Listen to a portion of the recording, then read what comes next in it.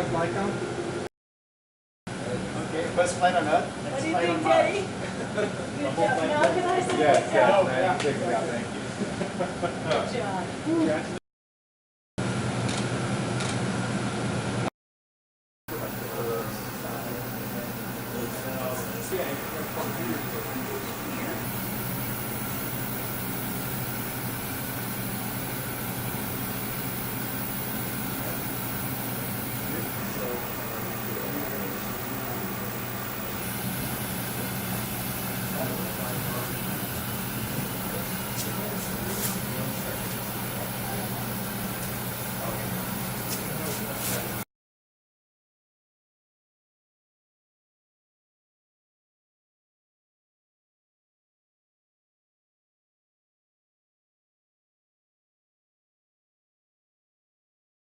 It's a huge milestone for us to have built this Mars helicopter that's to the quality that's needed to be launched, to travel to Mars on board the Mars 2020 rover, and to have met the really stringent mass constraint, coming under 2 kilograms. In fact, we weighed in under 1.8 kilograms. We have to be light to fly at Mars.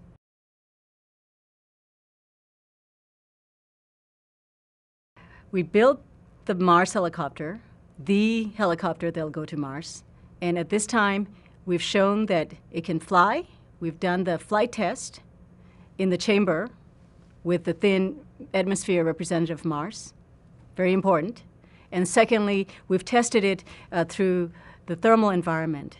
The environment at Mars, it gets very cold at night, down to like -°C. That's like temperature of dry ice. And we have cycled the temperature on this helicopter, the extreme temperatures that it's going to see. And very importantly, we've shown that it can survive autonomously.